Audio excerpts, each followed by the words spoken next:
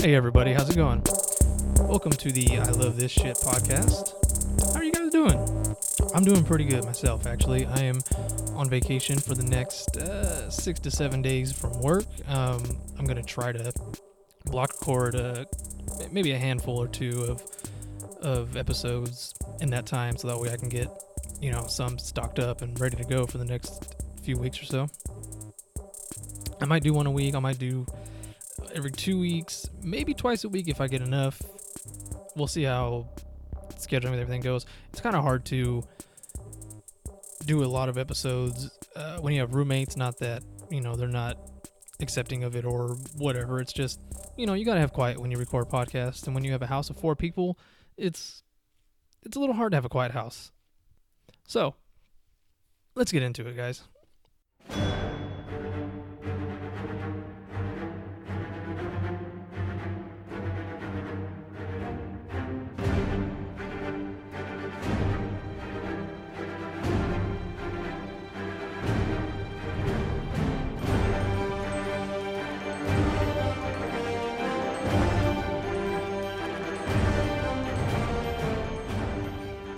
Today we're going to be talking about Avengers Infinity War.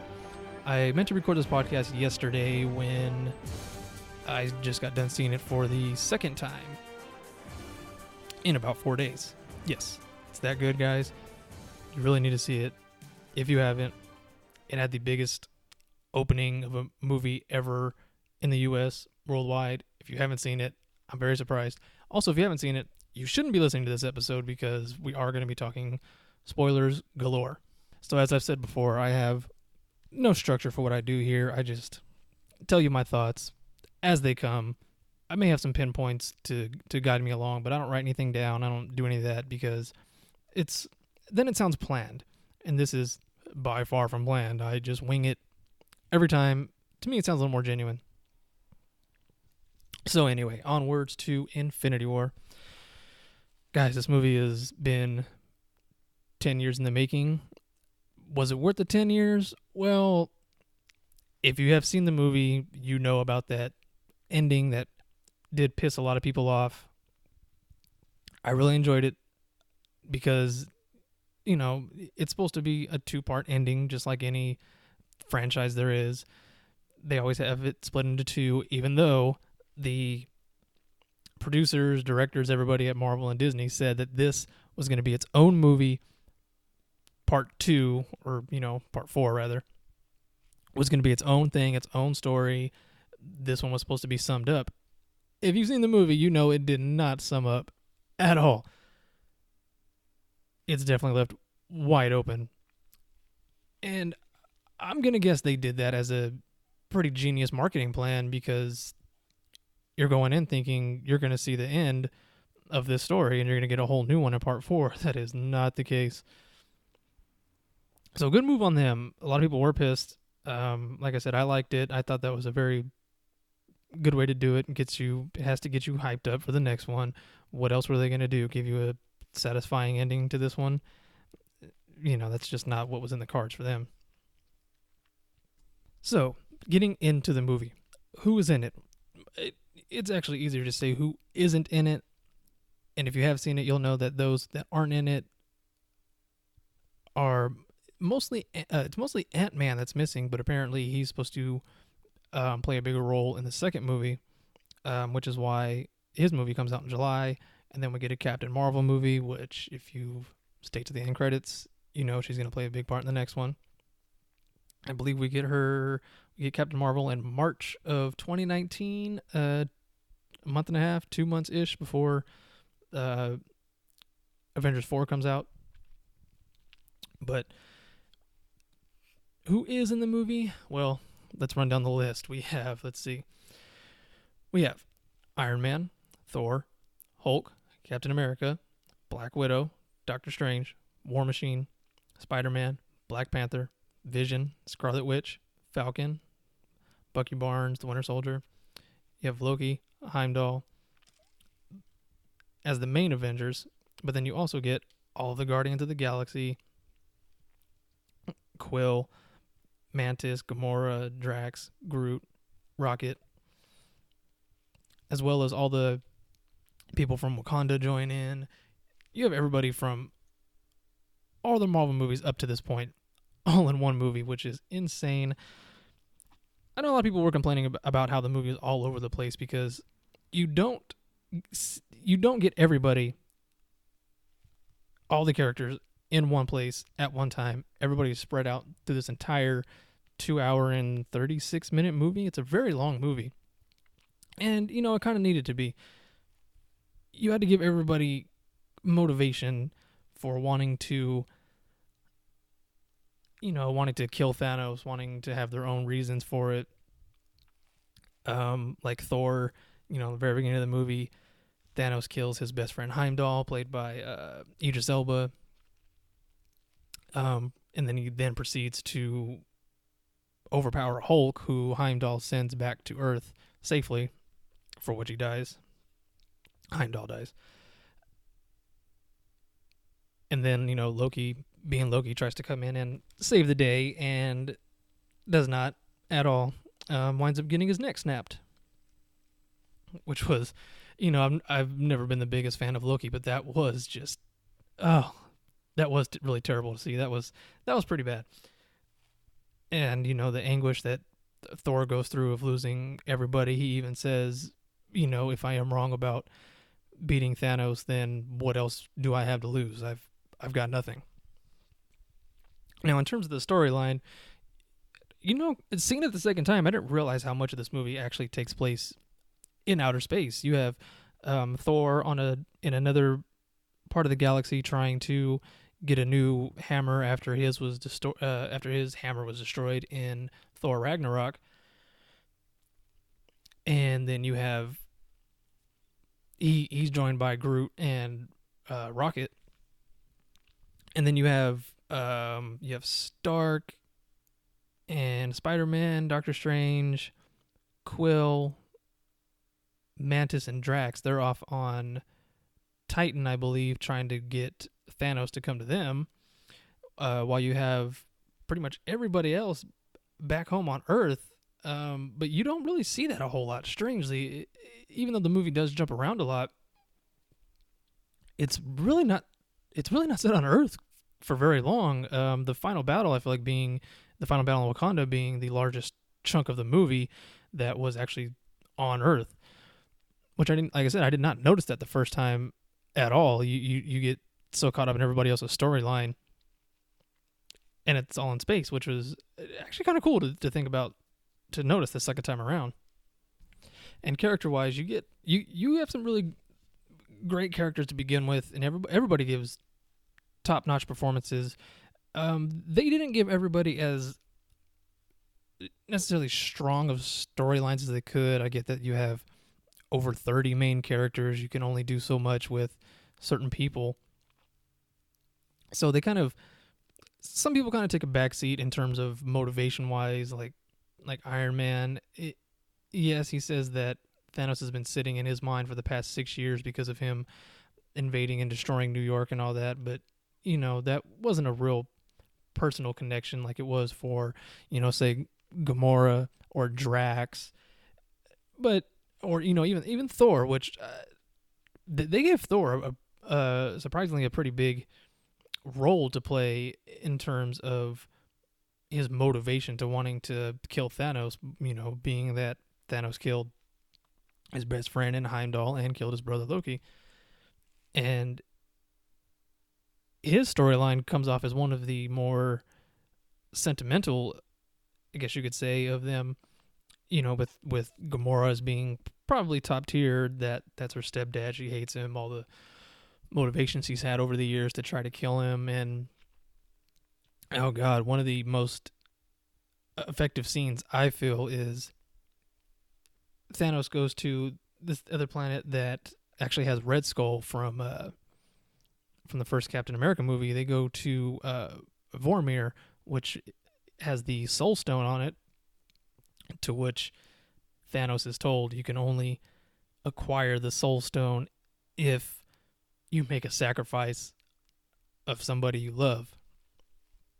To which Gamora can't help but laugh. She is basically laughing in his face and, tells him, all this time I wanted to see you lose, and basically here it is because you don't love anything. To which Thanos doesn't even really need to reply. He just turns around and looks at her, and this look on his face says it all, which just says how wrong she is.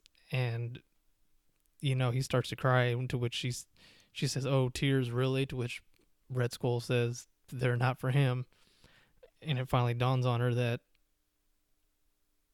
she's the one Thanos has loved this whole time, regardless of how much she hates him. And then, he, as she starts to back away, he goes, grabs her arm, drags her to the edge of the cliff, and just chucks her off. Now, you're any other Marvel movie, you would think, oh, it's fine, she's gonna land on a cliff 20 feet below, or Quill or somebody is just gonna swoop in and grab her. But then they just cut to a shot of Thanos, and he's just staring at her the whole way down, to which you eventually see his reaction of her hitting, him shutting his eyes and not wanting to see, and then cut to a shot of Gamora just laying there on the ground with, God, green blood coming out from underneath her, which I didn't notice the first time either, which is, I get it's green blood, but that's pretty graphic for a Marvel movie, seeing someone who just fell a few hundred feet to the ground laying there smashed with green blood underneath them. It was a very heartbreaking scene. And in terms of performances for this movie, Josh Brolin definitely stole the show for what could have easily been just another run-of-the-mill motion capture performance. He definitely brought life to it. And I really hate that people give motion capture a lot of shit because, oh, it's not them, this and that. Well, yes, it is them. That is the actor with just basically makeup on. It's computer makeup, but that is them. That their facial expressions are ones they really made. It's just mapped over with a different texture. That's really all it is. Just like somebody who's being portrayed in makeup. How is somebody in motion capture, their performance, not any better than somebody, say, like how Gary Oldman just won an Oscar for Best Actor when he was done up in tons of makeup trying to look like Winston Churchill. I don't know, that really bugs me. That's not cool. They need to figure something out with that, because people in motion capture really need to get their due when it comes to performances, much like, Andy Serkis, who, if you guys have seen the Planet of the Apes movies, the newer ones, obviously, or Lord of the Rings movies, playing Gollum Smeagol, just, oh, so great. We also get a really great performance from Chris Hemsworth, who is just terrible to look at. Am I right? Yeah, no, not really. Anyway, they gave him a very great storyline, like I said, for his motivation to want to kill Thanos, and gives a very, very, it seems like a very personal performance.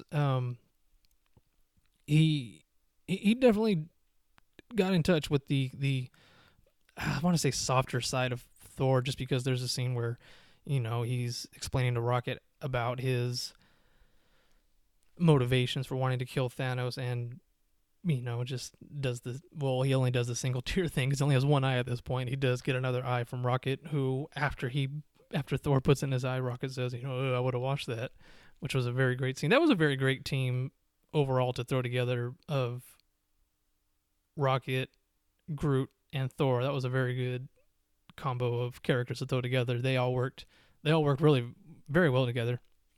And while I'm not a huge fan of the first two Thor movies, Thor Ragnarok was definitely top tier when it comes to Marvel movies. It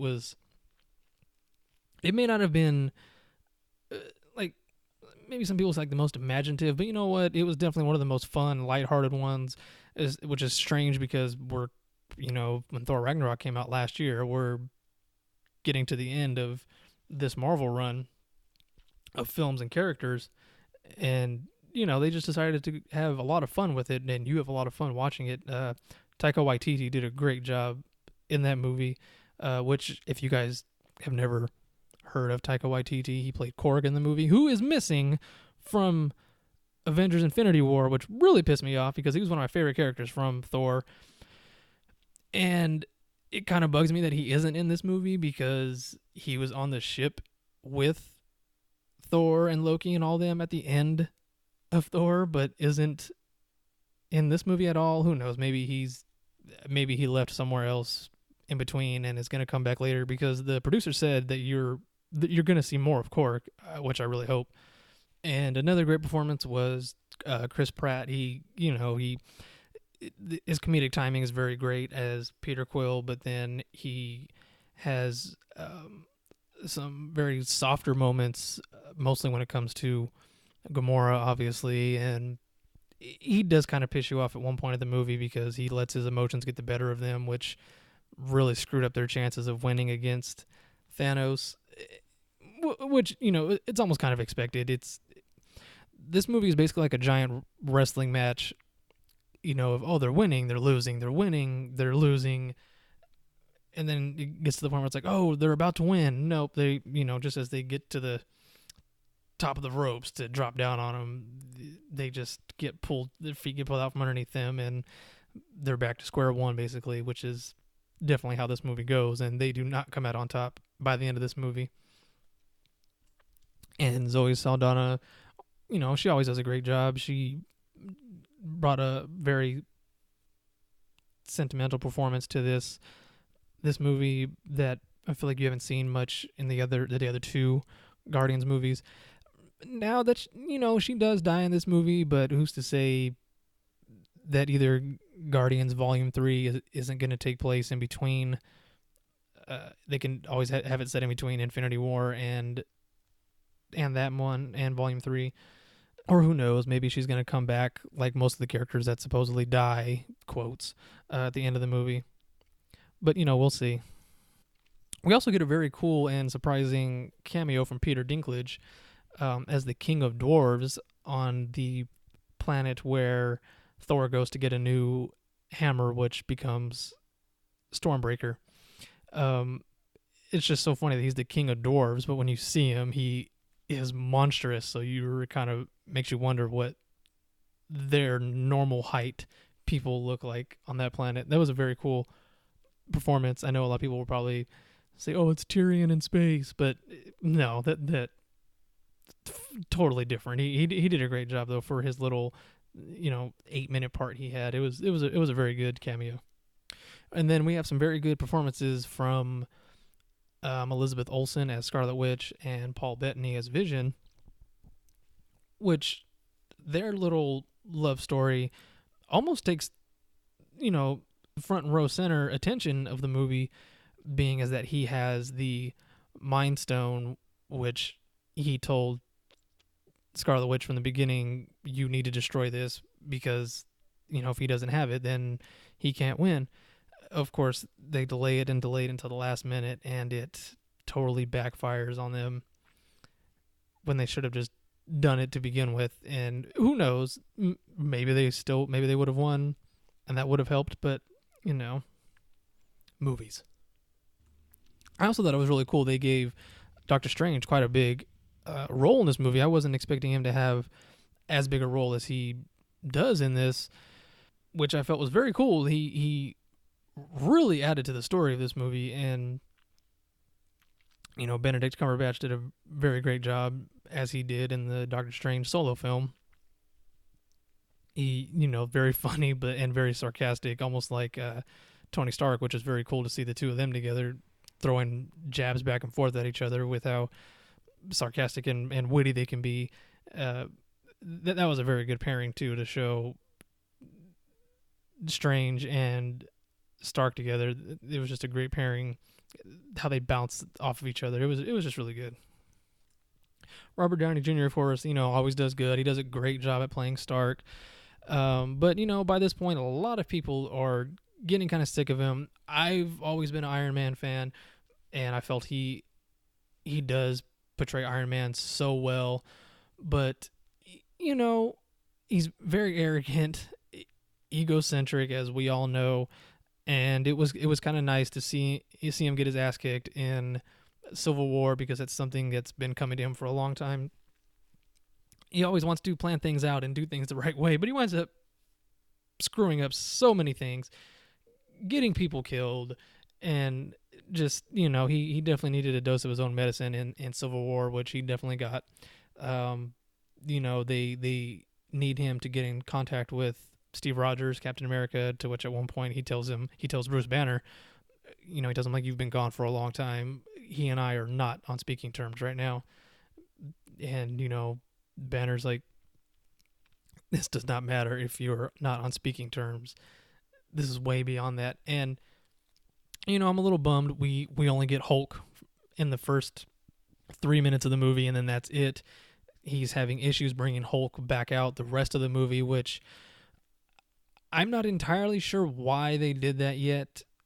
The only thing I can think of is, Banner said in Thor Ragnarok, if Hulk comes back out again, I may not come back. It's going to be Hulk forever. And maybe Hulk knows that, but I honestly think when you see Hulk in Thor Ragnarok, he's very egocentric too, in terms of he knows he's this big warrior, someone who's undefeatable, and thrives on that. And so maybe when he got his ass kicked in the very beginning by Thanos, like it was nothing, maybe it was just a major blow to his ego, and he's like, screw this, I'm not coming back, like I'm worthless. What good am I if he can beat me like nothing? I don't know. We'll see. Ruffalo has always done a great job playing Banner and Hulk, so I really hope we get to see more of Hulk in the next one, because all you get in this one is, other than that opening scene, you get little flashes of Hulk trying to come out, and by the end it's just Banner inside the Hulkbuster, which made for good comedy. But it's like, hey, this is an Avengers movie, can we please have Hulk? Come on. Chris Evans, for what little he is in this movie, he's always done a great job playing Cap. Definitely the little more level-headed, softer side to the Avengers. You don't see him a whole lot in this. He's just kind of sprinkled in scene to scene. He's in each scene, he's only got 2-3 lines, which happens to quite a lot of the minor Avengers, if you want to call them that. Like, Sam Falcon, he only has a handful of lines, I feel like, the entire movie, as does, Rhodey playing War Machine. He only has a few lines. He's got one big scene when you first see him, and then after that, it's just sprinkle some lines in this scene, a little bit of lines in this scene, and that's really it. He's a lot of characters. I mean, once you have these many characters, a lot have to take a back seat, and who knows? Maybe everybody else is gonna have a bigger role in this next one, much like Black Panther. While he plays a big part in helping them out, his role is fairly small, as is Black Widow's. She's not, again, she plays a big role in helping, but her lines are just here and there, not a whole lot to go off of. Just basically helping out is all she did in the end. It was just, here, I'll lend a helping hand. That's it. Did I leave anybody out? You get a nice little cameo from Benicio del Toro as the Collector, but it's damn near a blink and you miss it cameo. While he's always good, there was nothing really to go off of. He's in it for maybe 90 seconds, has 3 lines of dialogue, and then is gone. So we're probably not going to see him in the next movie, because he was the keeper of one of the stones, and once you come to that scene, Thanos already has it, so most likely he's dead. We just didn't see him die. He's probably gone and not coming back. Who knows? Tom Holland as Peter Parker, Spider-Man. He's always done good in the 3 movies we've seen him now. We saw him in Civil War for a tiny bit. Obviously the Homecoming movie he did a great job in. He does a good job in this one too. He is starting to have a very, if he didn't already have it in Homecoming, he and Stark are kind of this father, looks at him as this father figure type person, and that makes for very effective drama that this movie is already loaded with, even though it is loaded with a lot of light parts, just lots of jokes, which Marvel's always been good at injecting into their movies to lighten the mood, which you definitely need every now and then in a movie as grim as this one, that's for sure. And boy, are there some grim moments. I think the most effective death scene in this whole movie, maybe it's just because it's the only one that got me choked up, didn't cry. I was actually fully prepared to. I almost wanted to, but when the big deaths come in the end, you losing so many at once, you don't get the you don't really get to process it very well, because after the final battle in Wakanda, it's looking like after Thanos gets all the soul stones, I'm sorry, all the infinity stones, all of a sudden here comes Thor with his new hammer, gets Thanos right in the chest with that hammer, just slowly pushes it in, and you can tell Thanos is in agony. And of course, it's again that wrestling moment where we're like, they win, they're winning. To which Thanos just looks at him and says, "You should have gone for the hand." Snaps his fingers, and then it's looking like he's fine. He's off on another planet, which in a strange scene. I'm still not sure what they were going with this just yet. He winds up on this very desolate planet, and he sees a young Gamora, and she says, "Did you do it?" And he said, "I did." She says, "And what did it cost?" To which he says, "Everything." Cut back to Thor, and he's yelling at Thanos, saying, "What did you do? What did you do?" And Thanos just vanishes and leaves. And then almost everybody around them just starts disintegrating into ash and dying, which the people you do see die, again, quotation marks, because who knows who's going to come back for the next one, but you do see Bucky die. You see Black Panther, Groot, you see Sam, Falcon, Mantis, Drax, Quill, Doctor Strange, and Spider-Man, which, again, what I was saying is he has definitely the most effective one, because again, that father-son dynamic that Peter and Tony have, you just hear right before Doctor Strange dies, he tells Stark, "Hey, this is the only way. It's the only way." And then he dies, and then you hear, Peter just say, "Mr. Stark," and instantly that's. I honestly wasn't ready for it, even though I should have been, considering you just saw 6-7 other people die right before this. And oh man, it was sad, because Peter, falls into Tony's arms, telling him, "I don't want to die. I don't want to go. I'm not ready to go." And he just looks up at Tony and just says, "I'm sorry," and disintegrates to ash, to which, Tony just looks horrified and is holding his hand over his mouth, just totally devastated. And I think that was probably the most effective death, other than Gamora's, because that one was really sad too. And, and why did Strange say it was the only way? He said previously in the movie, "I have seen the outcome of this 14,065 times. We only win one." It is kind of BS that he didn't tell everyone how they win. Maybe that is one of the ways they win, is they can't know. He just has to lead them in that direction. So maybe that's why he said it was the only way. Guaranteed they're going to somehow use the time stone in the next movie. They're all going to come back. Everything's going to be fine. Well, maybe not everything's going to be fine. I'm sure they have to have some people die. It can't have a full-on Disney happy ending, everybody lives kind of thing. Because then why are we here? What's the point of having this movie of this caliber where you know it's going to be the end? You just have to have a definitive ending with some casualties. That's just the way it works, and it's effective storytelling in the end. we get a nice little post credit scene. You actually don't get a mid credit scene, which I feel like they were starting to do a little more and more. But I had a feeling they weren't going to do it in this one.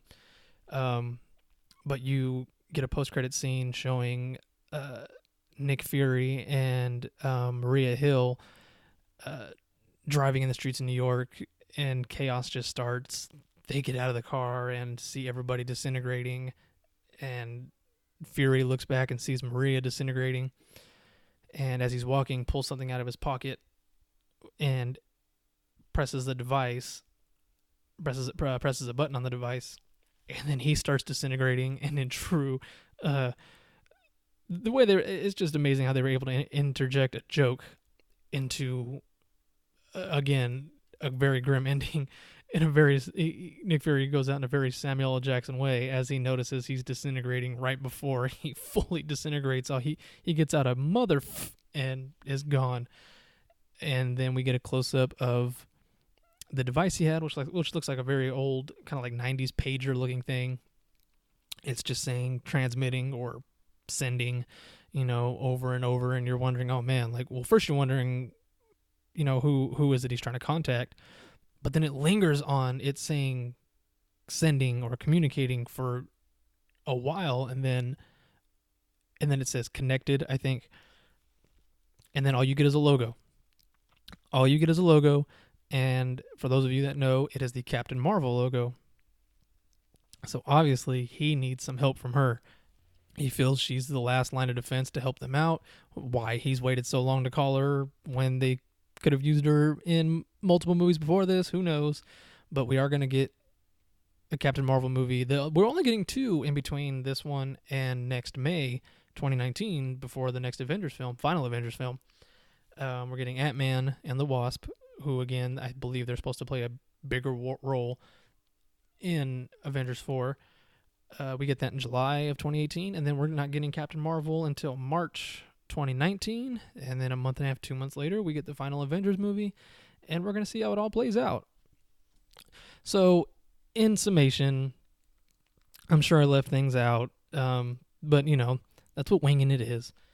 That's just how this works. I'll get better as we go along, but, in summation, I have to give this a rating, and since I feel the internet only has 2 ratings, which is you either like it or you don't, and since this podcast is called I Love This Shit, we're going to, our rating is, did you love it or did you hate it? I obviously did not hate it. There was so much to love about it. Such a fun movie, minus the very grim deaths, and has a lot of downs.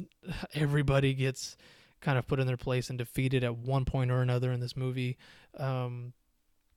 Yeah, but it's, I don't know if it's going to be top 5, top 3, even top 10 Marvel films, because I think by the time I think Avengers 4 is going to be the 21st Marvel movie, which is insane that they'll have made 20 of them in 10 years.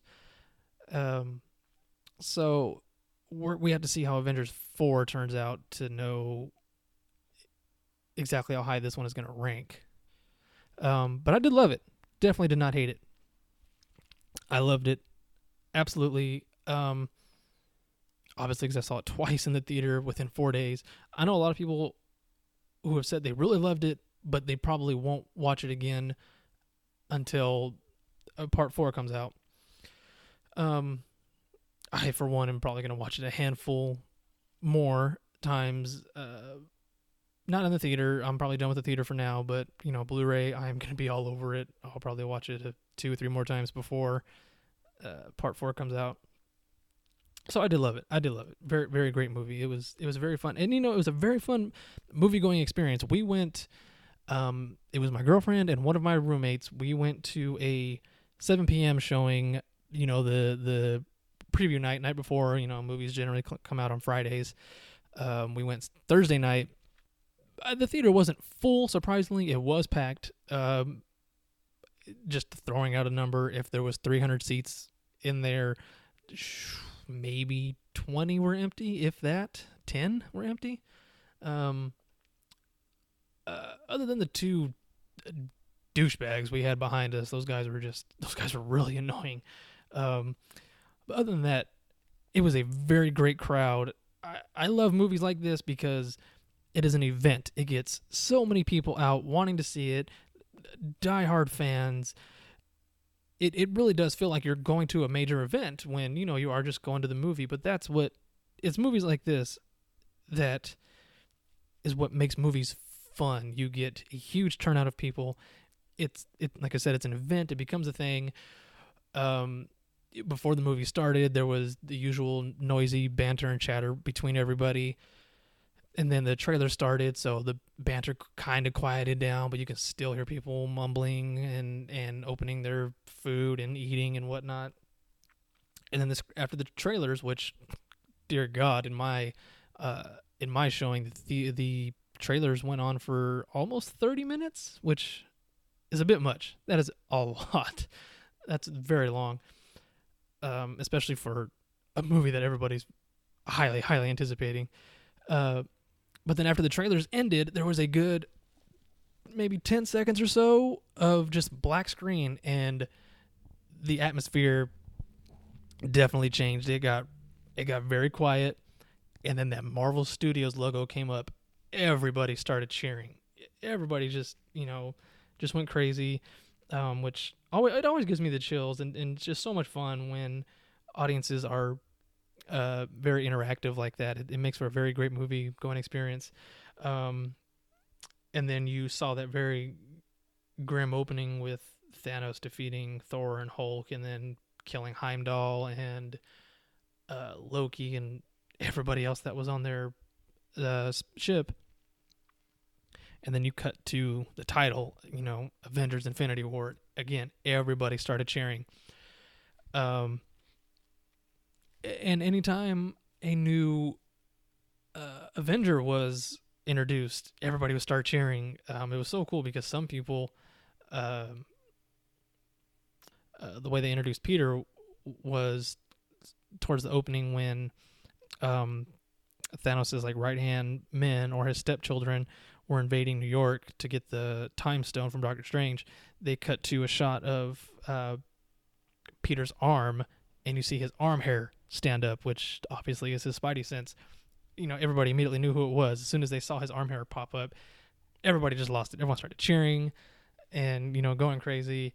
And then there's a scene where it looks like Vision and Scarlet Witch are about to meet their doom. And then they and, oh man, was it Ebony Maw? I think it was her. They look and they see somebody off in the shadows, and you can kind of hear people gasp because they had a feeling who it was. And then they step into the light, and you see it's Steve Rogers. Everybody, I didn't look back, but it sounded like people stood and clapped. Everybody applauded in cheers, and it was just really cool. I really love movies like that are interactive, and there isn't enough to come around. So we definitely need more fun movie going experiences like that. So anyway, yes, loved it. Had a great time. Cannot wait for Avengers 4. It's going to be a long wait considering that ending. Just so bad. Good, but bad. Anyways, that's all I have for today, guys. I'm not sure which episode you guys are going to hear next. I haven't figured out the order necessarily, or what it is that I have planned for release schedules. 1 week you'll get a review, 1 week you'll maybe get a book review, or just me talking about a show. I was supposed to start this off, first episode, with Breaking Bad, giving my little retrospect on it. But, Infinity War happened.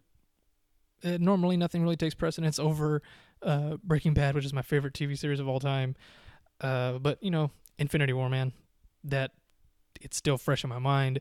I had to let out my thoughts, which, again, I'm sure I forgot stuff. But, hey, we'll work on it. So anyway, guys, thank you so much for listening. If you stuck around until the very end, if you didn't, fully understand. It's all good. You're not going to hurt my feelings. It's all good. Don't worry about it. If you guys want to get in touch with me, By the time this is up, my Instagram for this will be I love this pod, all one word. If you want to email me any suggestions on episodes, like if you just have episode ideas, like, oh, hey, you should talk about this, or, you should review this, or if there's anything you want me to watch, listen, read, whatever, let me know. Shoot me an email. I love this pod at gmail.com. Let me know. I look very forward to hearing from you guys what your suggestions are. Can't wait, guys. I really hope this is interesting for you. It's going to be very fun for me. Can't wait, guys. Thank you so much for listening. Talk to you guys later. I forgot to mention, I'm trying to work on a little catchphrase to end this. I kind of let this out the other day, just joking around with my girlfriend, so it kind of works for this podcast. I'll try it out for a little while. If it doesn't work, I'll change it. Let me know what you guys think. I'm going to end this podcast for now by saying, love it or suck it. Have a great day, guys.